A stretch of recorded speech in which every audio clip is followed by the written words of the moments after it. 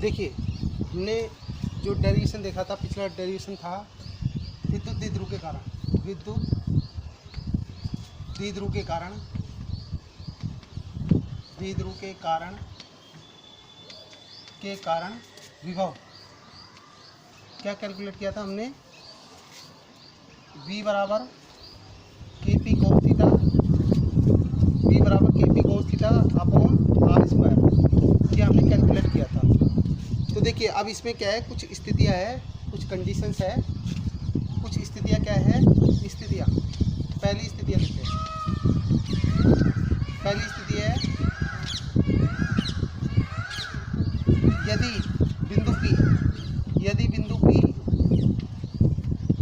यदि बिंदु P अक्ष पर स्थित हो, अक्ष पर स्थित हो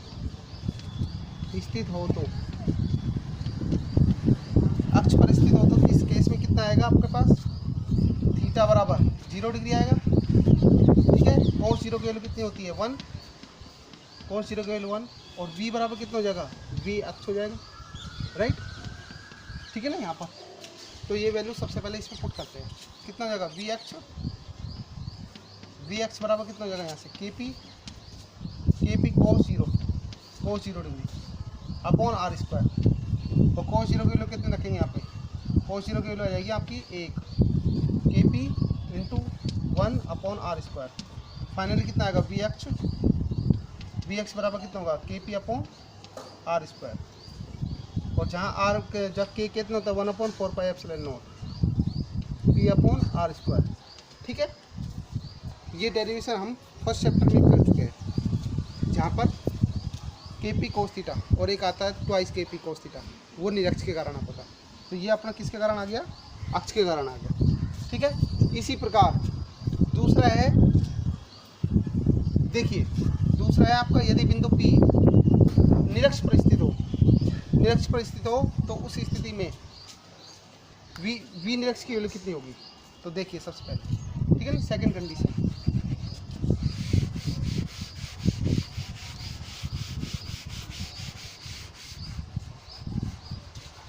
बिंदु P सेकंड कंडीशन क्या है, यदि बिंदु P निरक्ष पर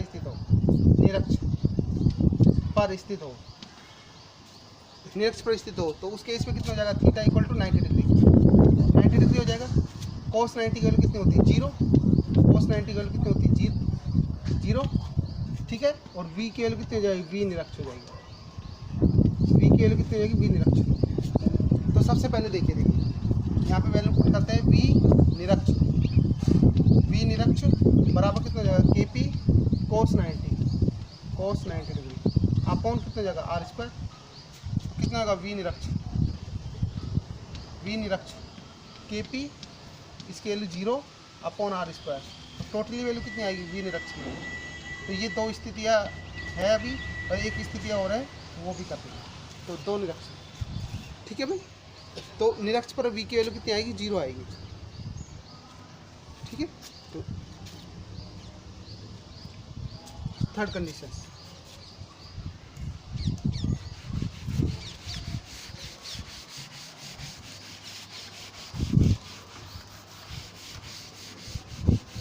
इसको सदिश रूप में व्यक्त करते हैं।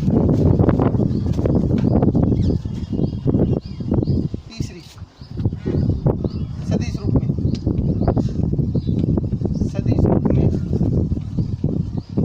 व्यक्त करने पर, तो सदिश रूप में व्यक्त करेंगे तो किस प्रकार से करेंगे, तो देखिए अपने पास B का मान कितना है, KP cos theta upon R square.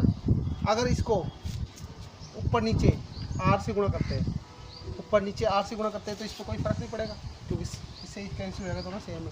तो अगर इसको इस तरह से गुणा करते हैं तो कितना आएगा, KP R cos थीटा, ये इसको R को अंदर ले लिया है, और ये कितना हो जाएगा R क्यूब हो जाएगा।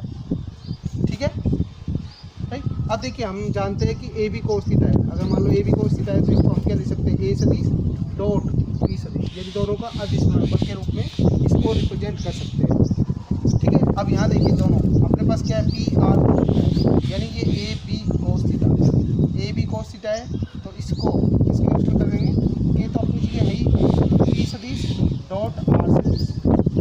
ठीक है ना, देखो इन दोनों को P अपॉन आर कितना हो जाएगा, ये क्यू हो जाएगा, राइट।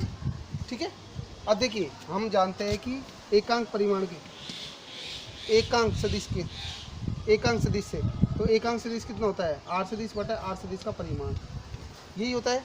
यानी कितना हो जाएगा, ये आर सदिश बटा आर। तो यहाँ से अपन आर सदिश के लिए कितने निकाल सकते हैं, इन दोनों को करो, आर आर कैप, राइट भाई, आर आर कैप हो जाएगा। तो कितना हो जाएगा यहाँ से, वी बराबर के,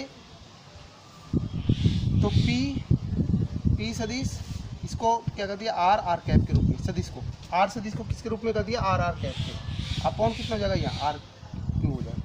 अब देखो यहाँ से एक आर से एक आर कैंसिल हो गया, कितना हो जाएगा, ये वी बराबर के पी सदिश dot R cap upon R square, ये आपका किसके रूप में हो गया, सदिश के रूप में। ठीक है ना। नेक्स्ट आता है आपका नया टॉपिक है समविभव पृष्ठ। समविभव पृष्ठ क्या होता है,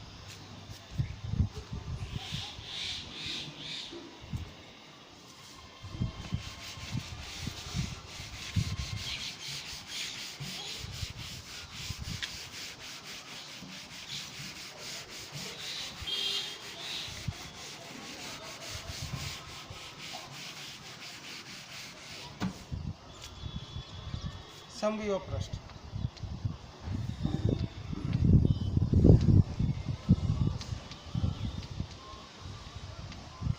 इक्विपोटेंशियल सरफेस।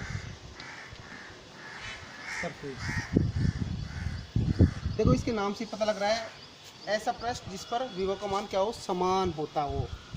ठीक है, अब देखिए विद्युत क्षेत्र में स्थित वह पृष्ठ जिस पर सभी बिंदुओं पर विभव का मान क्या हो, समान होता है, वो क्या कहलाता है, समविभव पृष्ठ।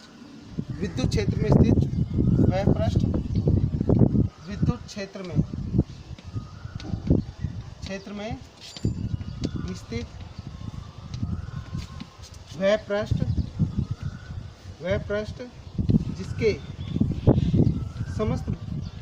जिसके समस्त बिंदुओं पर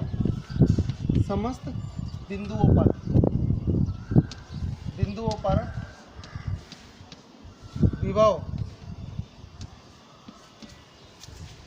का मान समान रहता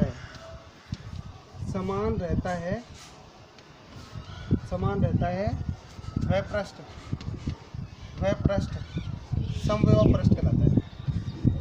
समविभव पृष्ठ कहलाता है,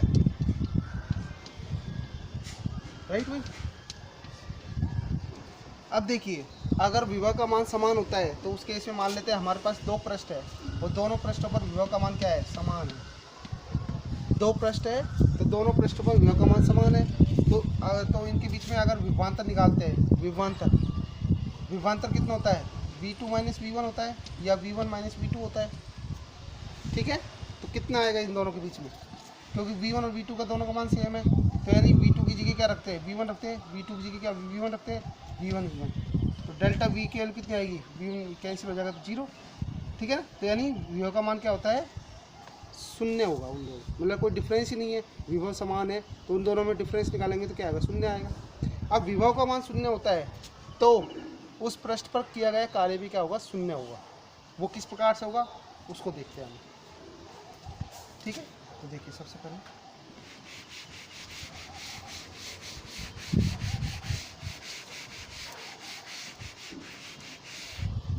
चूँकि देखिए हम जानते हैं कि डेल्टा वी विभवांतर बराबर V B minus V A बराबर कितना होता है, W A B upon Q nought होता है भाई, ये हम पढ़ चुके हैं पहले। तो डेल्टा वी बराबर कितना होगा, W A B upon Q nought होगा। तो दो पृष्ठों पर डिफरेंस कितना होता है, शून्य। ठीक है, तो डेल्टा वी की वैल्यू कितनी है, 0 बराबर कितना होगा, W A B upon Q nought होगा, राइट। तो डेल्टा वी का मान हमने क्या रख दिया, शून्य रख दिया। कितना हो जाएगा यहाँ से डब्ल्यू ए बी, तो डब्ल्यू ए बी की वैल्यू कितनी आएगी, शून्य आएगी। तो किया गया समविभव पृष्ठ पर जो किया गया कार्य होता है वो कितना होता है, शून्य होता है। ठीक है भाई। नेक्स्ट है कि अगर कार्य शून्य होता है तो उनके बीच में जो पृष्ठ होता है वो कैसे होता है, लंबवत होता है। किया गया कार्य अगर शून्य होता है तो क्या होगा उस पृष्ठ पर। अब देखो बल गुणा विस्थापन, इसको किस फॉर्म में कर सकते हैं, तो कार्य बराबर कितना होता है, कार्य बराबर होता है, कार्य W बराबर होता है बल गुणा विस्थापन, बल गुणा विस्थापन, राइट। ठीक है भाई, कार्य बराबर बल गुणा विस्थापन, तो W बराबर कितना होगा, बल गुणा विस्थापन dr। ठीक है, F सदिश डॉट D सदिश, इसको अगर लिखेंगे तो कितना होगा, F dr cos थीटा, इस तरह से लिख सकते हैं, W बराबर F dr cos थीटा। तो वही चीज़ है, मैं यहाँ पे लिख रहा हूँ इसको F dr cos थीटा बराबर 0 डिग्री। ठीक है, तो यहाँ से कितना हो जाएगा, ये सारी वैल्यू इसमें चल जाएगी, cos थीटा की वैल्यू कितनी आएगी, 0 डिग्री, और थीटा की वैल्यू निकालनी है तो cos इनवर्स 0 डिग्री, 0 आएगा। और 0 किस पर होती है, 90 डिग्री पर, एंड किस एंगल पर, cos की वैल्यू 0 होती है 90 डिग्री पर। अर्थात यदि किया गया कार्य का मान 0 होता है तो बल और विस्थापन के बीच में कितना कोण आता है, 90 डिग्री आता है। यानी दोनों क्या होते हैं, परस्पर 90 लंबवत होते हैं। ठीक है, यानी विद्युत क्षेत्र की रेखाएं और जो समविभव पृष्ठ है वो एक दूसरे के लंबवत होंगे। अर्थात समविभव पृष्ठ और विद्युत क्षेत्र की रेखाएं क्या होती है, परस्पर लंबवत होती है।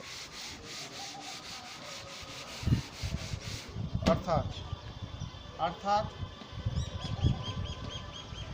विद्युत क्षेत्र रेखाएं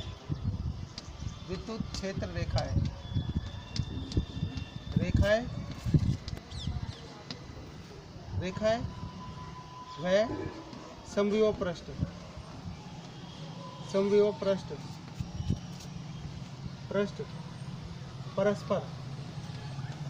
परस्पर लंबवत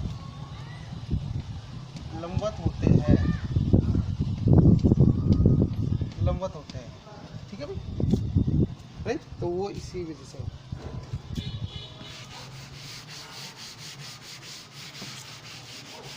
तो देखिए किस तरह से सबसे पहले हम बनाते हैं कि ये आपकी विद्युत क्षेत्र रेखा है।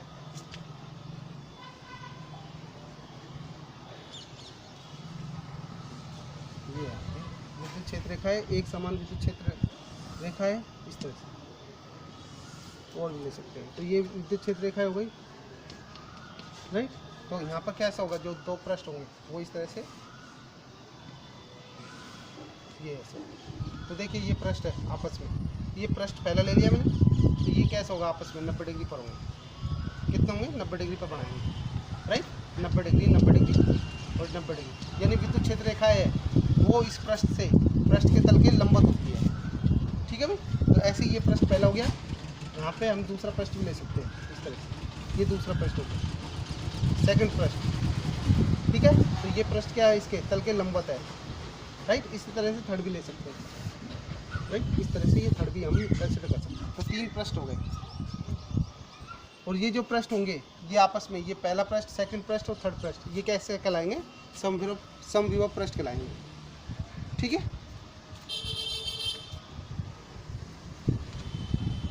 समविभव पृष्ठ कहलाएंगे।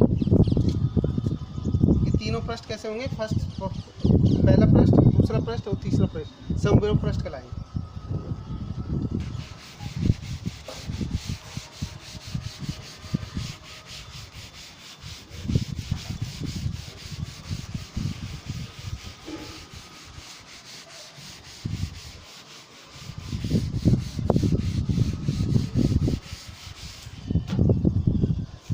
देखिए किसी विलगित चालक के केंद्र पे अगर प्लस क्यू आवेश रखा हुआ है तो उस पृष्ठ के तल के लंबवत सारे पृष्ठ कैसे होंगे, समविभव पृष्ठ कहलाएंगे। जैसे, ठीक है, सेकंड पॉइंट है, जैसे मान लेते हैं ये प्लस क्यू आवेश है, इस पृष्ठ के मतलब इससे क्या होगा, सारी विद्युत क्षेत्र की रेखाएं इस तरह से निकलेगी, प्लस क्यू आवेश है तो बाहर क्यों निकलेगी।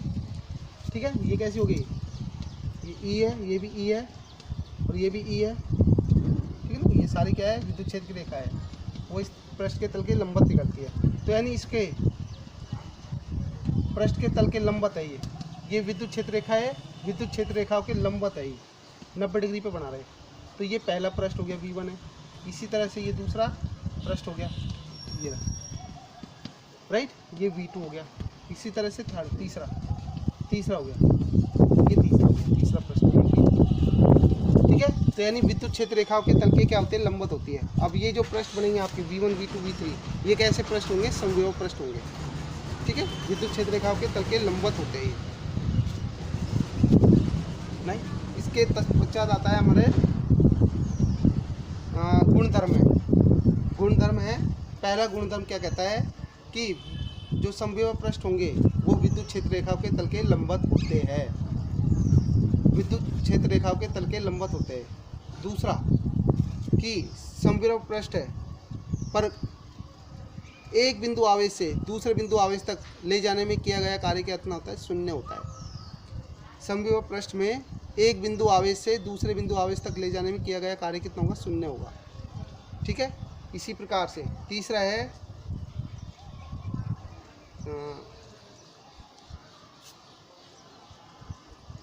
थ्योरी है, वो आप पढ़ सकते।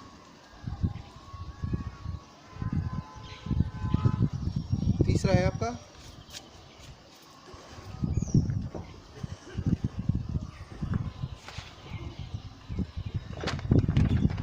दो समविभव पृष्ठ है, दो समविभव पृष्ठ है वो परस्पर एक बिंदु पर नहीं काट सकते। अगर दो समविभव पृष्ठ है, जैसे ये एक पृष्ठ अपन ने ये माना था, ठीक है, और एक पृष्ठ मान लेते हैं, ये बिंदु आपका इस तरह से, ये ऐसे है, ये भी समविभव पृष्ठ है, ये दोनों पृष्ठ है, ये पहला पृष्ठ हो गया, ये दूसरा पृष्ठ है। तो दोनों पृष्ठ है एक किसी एक बिंदु पर नहीं काटेंगे। अगर ये काटते हैं तो वहाँ पर विभव की दो डायरेक्शंस होगी, जो कि संभव नहीं है। ठीक है ना, दो समविभव पृष्ठ किसी एक बिंदु पर नहीं काटते हैं। तो अगर ये किसी एक बिंदु पर काटते हैं तो वहाँ पर विभव की दो दिशा होगी।